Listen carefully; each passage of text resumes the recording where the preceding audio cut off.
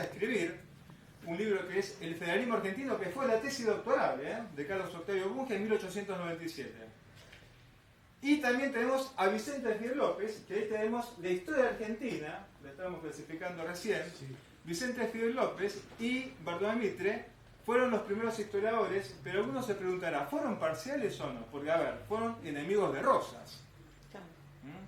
Entonces, vos fíjate, Vicente Fidel López, que él se recibe de abogado en la Universidad de Buenos Aires, es hijo de Vicente Fidel López y Planes, que fue presidente de la Cámara de Apelaciones en la época del rosismo, y después va a ser gobernador puesto por Urquiza hasta el 11 de septiembre de 1852, ustedes conocen Plaza 11, ¿no?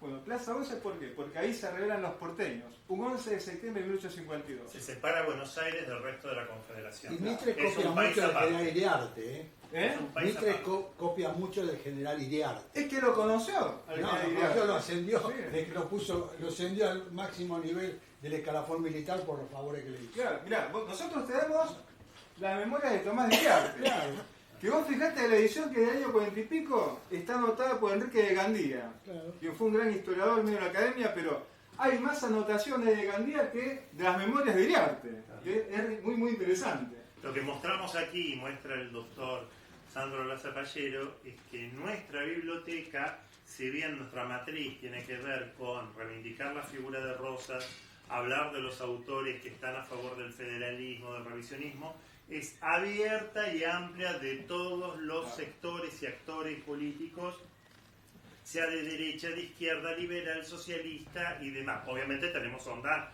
con Juan Manuel de Rosas sobre todo, pero hay de todo. Es una consulta abierta para toda la ciudadanía. ¿Qué más? Sí, ¿cómo no? El revisionismo histórico. Sí. Que, digamos, parte está a favor de Rosas y otro no. ¿Cuándo empezó? ¿1927, como dijiste vos, o 1930? Muy buena tu pregunta. Mira, yo antes de ir al revisionismo histórico iría a lo que fue la nueva escuela histórica. ¿Por qué? Porque, por ejemplo, ¿viste? Yo te mencioné recién, ¿no? Mitre, Vicente Fidel López, también otros escritores publicistas como Sarmiento. Sarmiento también, bueno, critica a Rosas, conoció a San Martín. Alberti también, dicen algunos, que empieza a reivindicar a Rosas, ¿no? A través de los libros, ¿no? Criticando a Sarmiento y a Mitre. A Sarmiento por el Facundo y el Chacho, y a Mitre por escribir Belgrano y San Martín, ¿no? Entonces dice que se dedica a escribir y no a su labor como presidente. Es un libro muy interesante, está un poco olvidado, ¿no? Que yo diría que es casi historiográfico, ¿no? De Juan Bautista Alberti, que está tan de moda, ¿no? En esta época. Pero digamos que es uno, como claro, bien dice Sandro, la figura de Alberti, por supuesto la figura de Adolfo Saldías. Y si me apuran, la figura de José Hernández cuando escribe sobre el Chacho Peñalosa sería, para fin del siglo XIX, los tres puntos, los tres actores que insinuarían lo que plantearía el revisionismo histórico, esto es, una reivindicación de la figura de Juan Manuel de Rosas frente a la historia oficial, a la historia que se emplaza con Mitre y demás, con la construcción del Estado-Nación. Ahí está. Y una cosa más, y después se formaliza con el Tito Rosas. Yo, del secundario, que soy rosista, sí, le comentaba acá a Pablo. Pero unos eran unitarios y otros federales. ¿Es correcto entroncar el revisionismo solamente con Rosas? No, es que no podemos ver el revisionismo sin la nueva escuela histórica. Por eso, porque el revisionismo me parece que va un poco más allá de la figura. Si bien inicialmente fue eso, porque sí, inicialmente sí, pero nosotros no podemos hablar del revisionismo si no hablamos ahora de esos personajes que se lo digo en 5 minutos. Está bien. Paul Grusac, ¿les suena Paul Grusac a ustedes? Sí. Director de la Biblioteca Nacional, la antigua maldición, ¿no? Que todos quedan ciegos, el director de la biblioteca. Francés, hizo libros sobre Liniers. Claro, era francés. Viendo la época de Sarmiento, escribió el libro de historia, por ejemplo, a ver, tenemos la Biblioteca Nacional, que es un gran emprendimiento, les hablo en 1890 y pico, que él junta en la revista Biblioteca Nacional grandes documentos también, ¿no? Está la de Tucumán, está la de Garay y todo, pero bueno, tenemos la biografía de Liniers, pero ya empieza una generación en 1910 a criticar a Paul Grusac diciendo no, es un hombre anticuado, encima no es un profesional de la historia. Ustedes fíjense que la carrera de historia ¿dónde se estudia? ¿En qué facultad en la UBA se empieza a estudiar la carrera de historia? ¿En Derecho o no? sociales. En filosofía. No, filosofía. Claro, filosofía Hoy, y letras. hasta el día de hoy, filosofía Claro. y letras, la calle Juan, Sacrosanto Claro, lugar. se crea en 1897 más o Pero menos. es una engaña pichanga esa que no son profesionales, porque la mayoría eran abogados. No Eso es lo que te voy a decir, no exactamente. no eran historiadores recibidos como tal. La mayoría eran Exactamente. abogados. ¿Y quién fue el primer decano de la facultad? Un abogado, Rodolfo Rivarola. Claro, Claro. que- Autor del Unitarismo y Federalismo, que fue un ensayo, pero una cosa así, muy, muy interesante para la época. Diego Uno Rivarola, solo que es era el de la porque- revista de Ciencia Política, yo soy politólogo. También. La primera revista como Claro, Mario politólogo, Rivarola, Rivarola, Rodolfo claro. Rivarola. Entonces los primeros historiadores que fueron abogados. Y nosotros los abogados, ¿qué hacemos? Defendemos, somos fiscales, defensores y jueces. Empezamos a jugar. Bueno, el doctor Saez es un jurista notable, ¿no? Claro. Pero ¿qué es lo que hacemos los historiadores? Vos fíjate Vicente de Fidel López, José María Rosa, Arturo Jaurich tiene obras historiográficas también. ¿Qué otro abogado? Juan Álvarez, que no se lo nombra nunca. Juan Álvarez, Juan procurador de la Álvarez, Corte. Ernesto Palacio. Una eminencia, la guerra El civil. libro de Palacio, él, José María no, el Rosa. libro, ese que no dicho con mala leche, el librito, porque es un librito Sí, extraordinario. sí, sí, sí, sí. Gran procurador. Un gran procurador. Le tocó una época difícil. Claro. Pero sí. José Panettieri, otro que Sí, José sí, Panettieri que fue Sí. profesor de La Plata, creo. ¿no? Claro, Los Trabajadores, un libro muy interesante. Las El de temáticas, Panettieri, ¿no? claro. Sí, decías. El Sí. concepto mío era el siguiente, el revisionismo histórico. ¿Qué dice sobre la mazorca, si era justificado o no? Es decir, yo soy rosista, pero Claro. Nosotros estudiamos Bueno. el tema de la Sociedad Popular Restauradora, que justo porque la crea mazorca la manejaba Sociedad Popular Restauradora, es lo primero, es un club político creado a instancias de la esposa de Rosas, Encarnación Escurra, en un momento de tensión entre los grupos federales, donde, unido a la revolución de los restauradores, ¿por qué pasaba con Rosas? Digamos, Rosas se había ido a la expedición al desierto y aquí gobernaban algunos federales que no querían tanto a Rosas. Entonces hay una disputa entre el sector que está con Juan Manuel de Rosas contra el sector de los cismáticos, entre apostólicos y cismáticos, para que vean la cuestión religiosa y política cómo se entrevera. En un momento los que están con Juan Manuel de Rosas encarnan lo que se llamó la Revolución de los Restauradores y se crea a instancias de Encarnación Escurra un grupo político, asímil a los grupos políticos que había en España, que es la Sociedad Popular Restauradora, que son, ya que preguntaron recién, las familias del patriciado, los Anchorena, Fabián Martínez de O, todos, Sí, sí. que adherían a Juan Manuel de Rosas directamente. Hasta ahí sería la Sociedad Popular Restauradora. Y tiene un brazo armado de muchos policías que era la Mazorca, en especial que está cerca Siriaco Cuitinio, que Claro. está del costado, Y Leandro Alén Padre. y ando al empadre. Comisaría. En la primera parte del gobierno Claro. de Rosas ocupa un rol de vigilancia, desde un grupo político, la Sociedad Popular Restauradora, y la Mazorca, un grupo de vigilancia, acción, pero sin muertes. Cuando se produce el bloqueo francés entre 1838 y 1840, ahí sí la Mazorca interviene atacando a familias unitarias, lo que se llamó la época del terror. Eso nosotros lo estudiamos, lo divulgamos, obviamente no lo justificamos, pero lo entendemos en el contexto de acciones civiles, militares contra determinados Es enemigos. más, Rosas aplicó el derecho penal, no te olvides que con la suma del poder público, igual Claro. serían funcionando los tres poderes, ¿no? En la época de Rosas.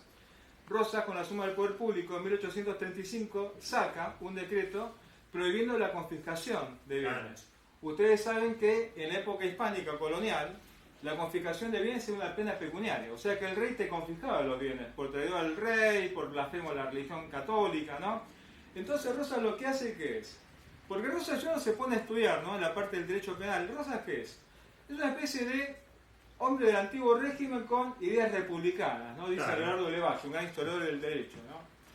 Entonces, Rosas, ¿qué es lo que saca? Saca esa pena de confiscación que fue usada en 1810, incluso con los realistas también, ¿eh? Claro. Con Liniers, por ejemplo, con Victoriano Rodríguez, catedrático de Córdoba, ¿no? Cuando son fusilados, ¿no? Entonces, ¿qué es lo que se hace? Bueno, Rosas saca ese decreto, pero en 1839, ¿te acordás de la invasión que hace Lavalle? De Uruguay, ¿no? Ya no es más banda oriental, ¿no? Es República de Uruguay.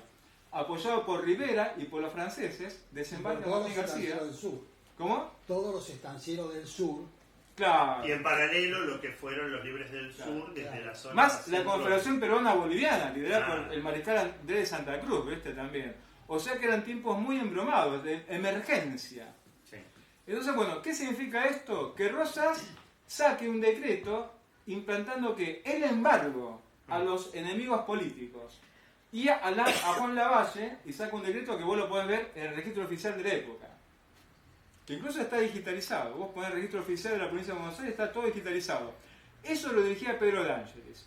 Bueno, el registro oficial es una creación de Rivadavia. Ustedes saben las grandes innovaciones que hizo Rivadavia, ¿no?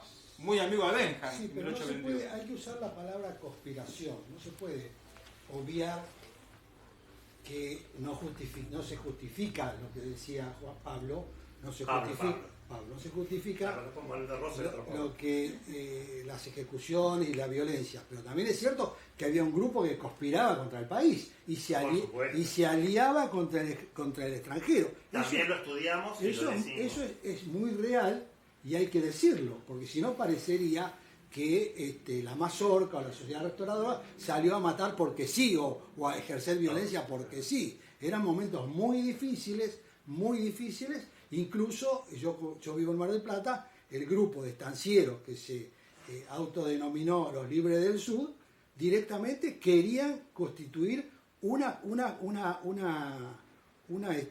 ínsula enemiga en el propio territorio de la provincia de Buenos Aires. Claro, de Y Chascomú para abajo, claro, que y sea independiente. tenemos un hecho que sucede como única vez en Argentina, que un gobernador elegido por el pueblo es depuesto y fusilado.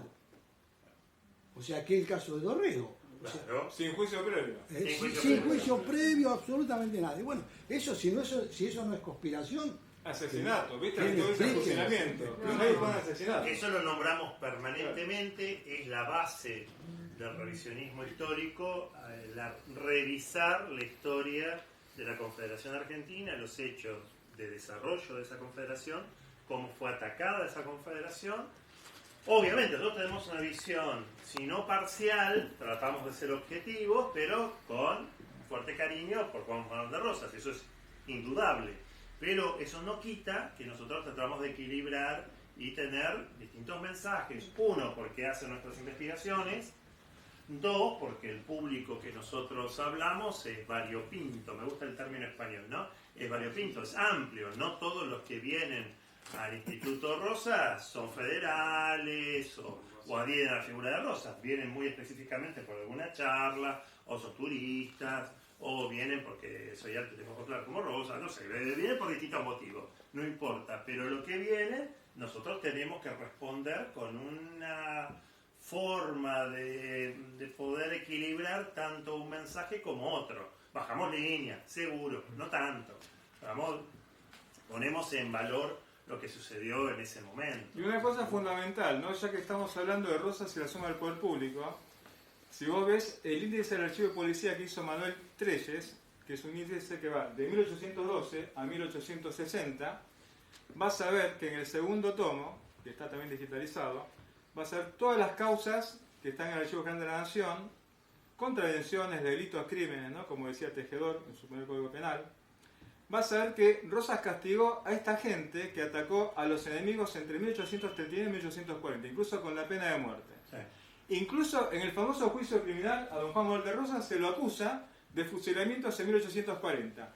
Varios de esos fusilamientos eran estos delincuentes que atacaban la casa de los enemigos, no por orden de Rosas, tipos que A ellos se aprovechaban. les cantó y aprovecharon. Son como los saqueos. Fusiles por mi orden está al lado de Sí, asesinos y violadores. sí. Claro. Hoy Sí. lo ponemos en una encuesta de crónica Y todo sale. el mundo levanta la mano. Pero bueno, Sí, es está así. el índice de Trelles que no era rosista, al contrario. No, por supuesto. La familia fue perseguida por Pero Rosas. está detallado, se pone en consideración porque es un documento público y nosotros también lo ponemos en consideración para que vean cómo eso puede haber tenido aciertos y errores Juan Manuel de Rosas. Hay un dato que es concreto. Él se hizo cargo de todo, de aciertos y de errores. Hasta los últimos días, estando en el exilio, dice sí. Por ejemplo, de Camila, que todos nombran al respecto y preguntan de Camilo Berman. Y dice, bueno, eso fue por mi orden, eso yo lo reivindico.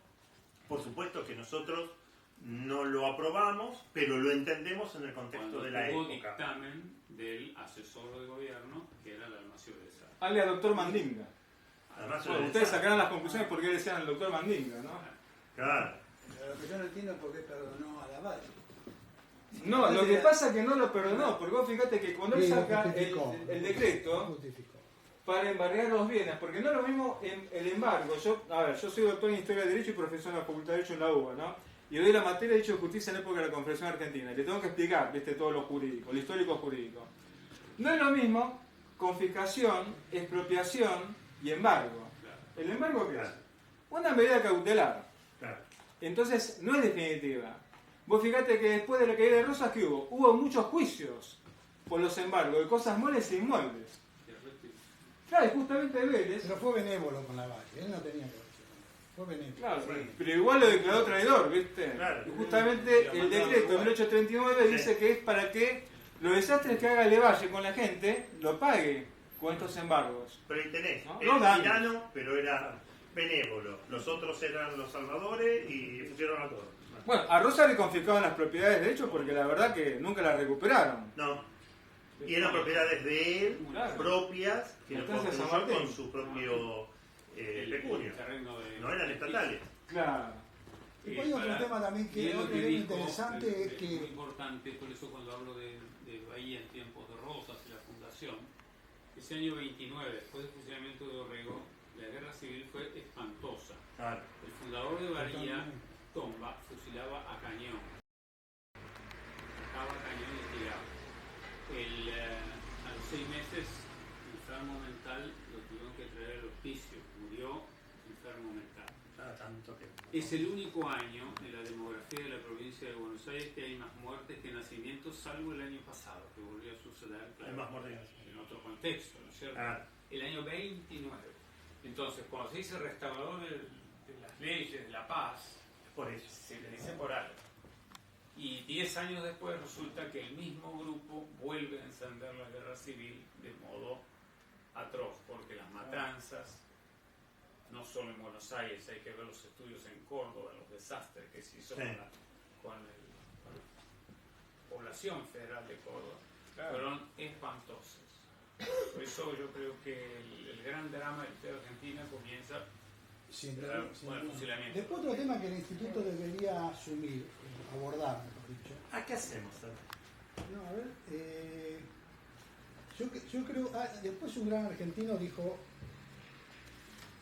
es decir, un argentino dijo que gobernar es poblar, Sí, y después otro dijo que gobernar es darle trabajo a la gente. sí. Rosas, ningún unitario fue saladerista. Todo- Pero había estancieros unitarios. Pero había estancieros unitarios. Sí, sí, sí, Unitarios, pero no, Vélez. pero Si no, los libres del sur, como estoy hablando de soldados. saladerista, que fue una de las primeras industrias y prácticamente origen y fundacional de la industria argentina. Urquiza lo tomás por federal. ¿Eh? Urquiza lo tomamos por federal. Primero en Uruguay. Primero en Uruguay. En Uruguay. Después por la zona de Urquiza y después en la provincia de Buenos Aires. Claro. Río de la Plata. Y creo que la gran contribución de Rosa también al nacimiento de la industria es terrible y a la protección, porque durante la época de Rosa existían las pymes. Hoy ya no se hablaba de pymes, obviamente, pero estoy hablando de empresas pequeñas. En la época de Rosa era muy común la presencia de la pequeña y mediana empresa, que no se hablaba de pymes. Y yo creo que eso también debería conocerse. No, ya se conoce un trabajo de 1939, El Saladero de las Higueritas. Ah, sí, en Lanús. Sí, es un trabajo, no me acuerdo de qué historiador, que está en la revista del instituto, No, sí. donde dicen que, por ejemplo, eso molestó al monopolio de los carniceros y Claro. Porredón ordena cerrar ese saladero que era asociado con Terrero y Luis Dorrego, el hermano de Manuel, ¿viste? Totalmente. Y se lo hace cerrar el gobierno del directorio también, porque Además, afecta no interés. solamente crecía el precio de la carne, que antes era un desecho, por lo que servía el cuero solamente, sino que además crecía el precio del cuero para los ingleses. Totalmente. Y eso es fundamental. Y creo que la gran contribución de Rosa también al nacimiento de la industria es Totalmente. Con lo cual hubo un ataque a la primera agroindustria del Río de la Plata, que es el saladero. Y una cuestión más, la carne era un desecho, pero en realidad la carne se utiliza a través del saladero para el tasajo que era vendido del Brasil.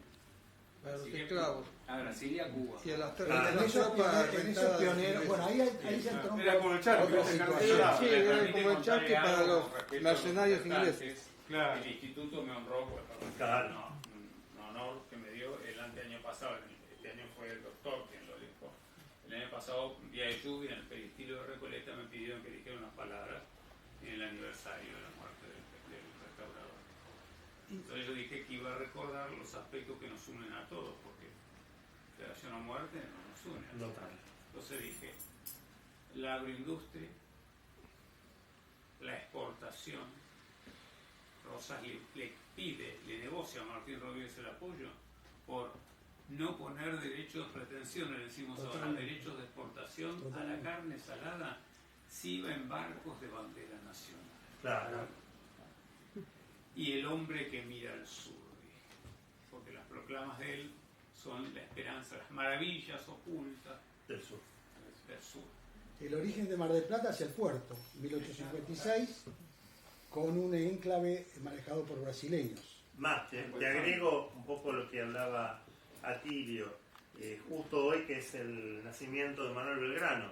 Si podemos entroncar al general Manuel Belgrano con Juan Manuel de Rosas, no solo por el hijo que cría, Juan Manuel de Pedro Pablo Rosas y Belgrano, que vamos a dar la charla también de Rosas y Belgrano ahí en la cisterna, sino que los proyectos de Belgrano como secretario del consulado lo emparentan en cuanto a su mirada al mar, mirada al sur, construcción de una industria y demás, con Manuel Belgrano, que hablaba con unos belgranianos y dice, no te lo voy a admitir somos más unitarios, pero dice, la verdad que está muy enraizado el planteo de Belgrano. Rosas lleva a la práctica lo que Manuel Belgrano en el consulado, en sus distintos informes, él plantea en la época última virreinal como desarrollo de estas tierras. Y la actualidad que tiene cuando Belgrano dice que es un crimen vender materia prima sin valor agregado, es impresionante. Prohibió la salida de ganado. Es impresionante la Por eso actualidad que trabajamos tiene. también la figura de Belgrano, la figura de San Martín, la figura de otros próceres que aunque son anteriores a Juan Manuel de Rosas, se conectan, maridan con su legado y también a otros posteriores, porque aquí el doctor habló de Julio Argentino Roca, del periodo de Roca, hablamos también del siglo XX, no solo la vinculación del revisionismo, sino muchas obras o acciones de gobierno que podemos ver alguna vinculación con Juan Manuel de Rosas. Tratamos de Roca hacerlo luchó por la más- Confederación Argentina, ¿sabían, no? Tuvo Roca. Cepeda y Pavón, Julio Argentino Roca. Sobrino de Marcos Paz, vicepresidente. El padre también. El padre también, claro. Segundo Roca, ¿no? Prócer de la independencia. Estuvo en Ayacucho y Junín, no me acuerdo más, ¿no? Hay otra cosa que leí, no sé dónde, Sí. no sé si es verdad, que Rosas diversificó la producción del campo, es decir, sembrando trigo, Sí, que no se hacía. sí. La introducción de la oveja. La introducción de la oveja, del sí. merino, de todo, se lo debe a instrucciones a los mayordomos de estancia, instrucciones a los mayordomos de chacras.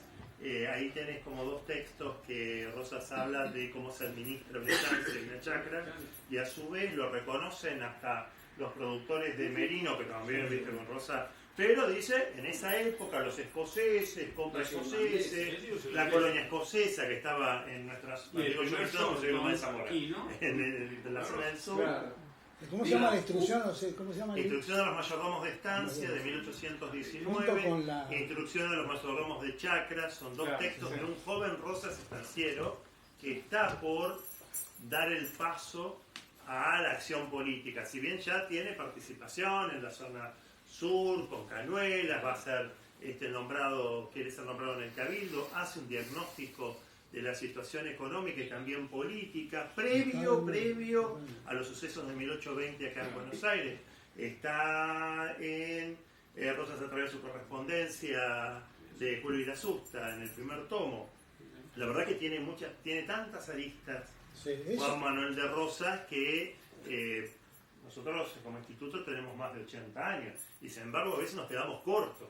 Y la con vena todo lo que hay que hacer, porque nos sale, viste, y hay que hablar de esto, me preguntan, y hablemos del campo, te digo del campo, acá tengo el campo, y de las ovejas, pobre oveja, tenemos las ovejas, te hablamos de las ovejas, las vaquitas, también las vacas, de todo tenemos. y la mirada política parece Darwin, que vamos a dar la charla en la cisterna, claro, el naturalismo. una mirada política magistral aparece después en la carta de la Hacienda de Figueroa. Por supuesto, no, eso lo hemos abordado, tenemos muchas aristas y en la cisterna ahora aprovechamos, ya que esto va a estar incluido en YouTube, o por lo que dice, porque vamos a incluirlo en nuestro canal de YouTube, en la cisterna, los que estamos acá presentes, miembros del instituto, vamos a dar distintas conferencias en un ciclo de charlas, donde ya me dio el ok también el doctor de Zapallero, así que tuviste como un vivo, tuviste acá un vivo de lo que puede hablar y cada uno tiene su tema sobre la rosa. Incluso hemos hablado de la vida cotidiana también, ¿viste? En la época de la rosa. La comida y la bebida. Claro, sí. ¿Qué se comía, qué se bebía, qué vestimenta había, no? Vos, por ejemplo, mencionaste hace un ratito Bornés Poblar y me viene a la memoria lo que yo le digo a los alumnos, el diario de la moda, del joven Valverde.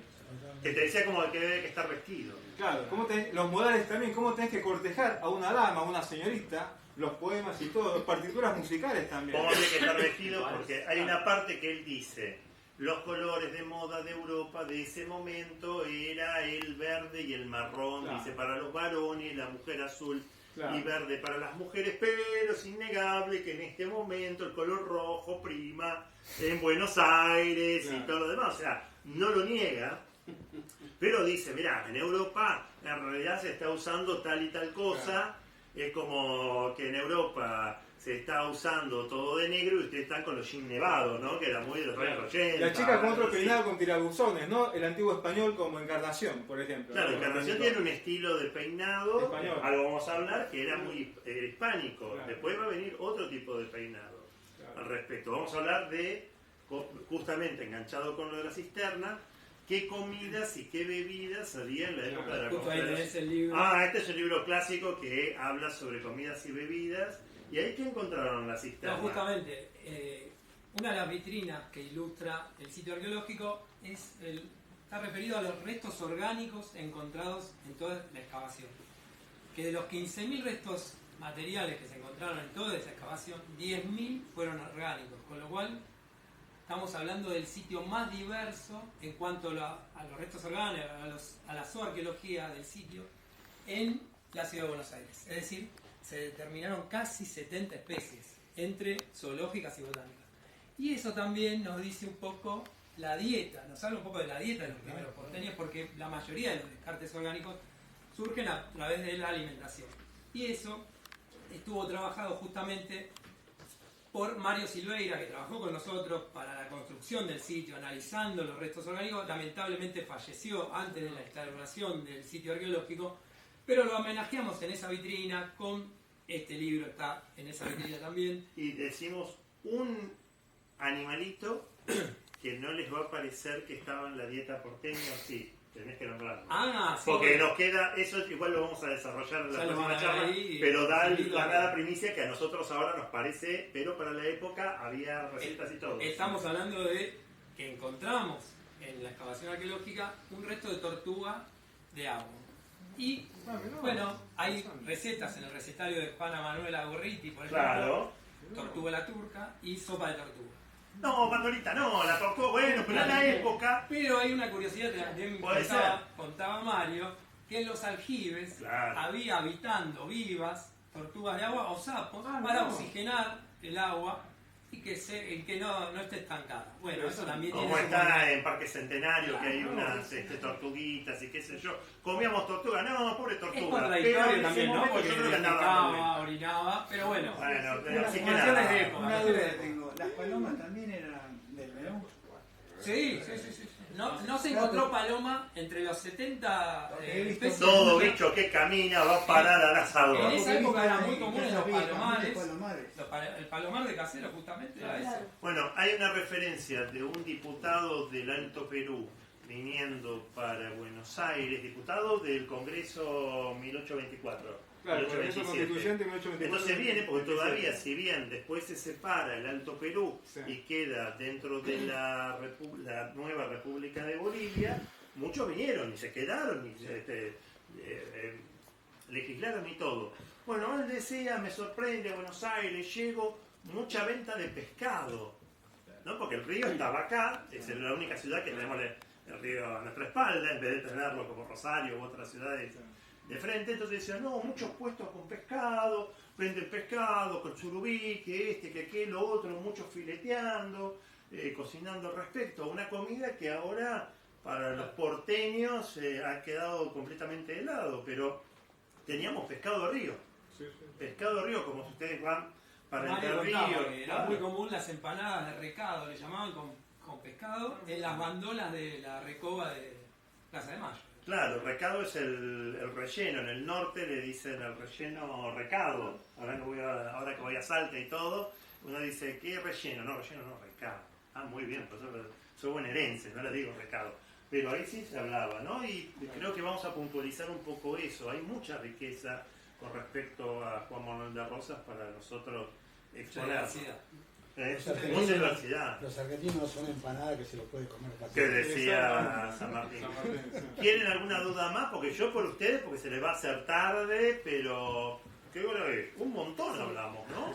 Yo era una hora, hablamos dos, pero nos entusiasmamos y hablamos un montón. Es que es un público exquisito. Es muy exquisito. Les pido un aplauso para los doctores y licenciados que hemos hablado. Atilio Álvarez fue un lujazo. Esta vez tuvimos más que chapa, un lujo, aparte con Sandro, con Damián, Horacio, bueno, yo me incluyo, o sea que estoy.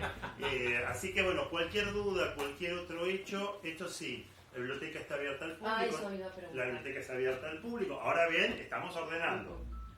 Pero igual hacen las consultas, ningún problema, se agenda el día y pueden venir tranquilamente. Las charlas nosotros tenemos un promedio de una por semana, así que también está abierta en nuestras redes, en el blog que dirige Sandro Zapallero con todas nuestras actividades, lo mismo en nuestras redes sociales. Va a haber un boletín dentro de poquito que se está rearmando y después pueden visitarnos nuevamente a la tarde. A la mañana hacemos más trabajo interno, pero no quita que nos puedan visitar, nos avisan. Ahora con las redes sociales, WhatsApp, todo, estamos en permanente. ¿Cómo te buscamos en las redes sociales? Y como Instituto Rosa, ¿cómo vas a buscar con River Plate? No, Instituto Instituto Rosa. Ahí vas a ver la imagen de Rosa con la estrella federal. Eso somos nosotros. ¿Es el único instituto en la capital? El único instituto nacional. Pues somos Instituto Nacional, un organismo del Estado, todavía, que depende de la Secretaría de Cultura de Presidencia de la Nación. Instituto Rosa es muy simpático. Muy simpático. Así que les agradecemos un montón la posibilidad que nos dieron para poder expresar nuestras opiniones y contar un poco la historia de Rosa. Les agradecemos mucho, sobre todo porque la primera no va a ser la última, que vino Horacio, que intervenimos, integramos una actividad entre... Pregunta. ¿Cómo es tu nombre? Horacio Paulo. Horacio, ahí en Moreno 150. ¿No encontramos ningún jarbito azul y amarillo? No. Vos decís de Boca, no, porque hay rojo blanco. Así que no sé si Rosa se la arregla, no me hagamos lío. Hace la arregla. Rojo había seguro. Claro, eso por meterte. Con esto sí lo podemos grabar. Eso, la cercanía con Caruso Lombardi lo hizo mal. Entonces.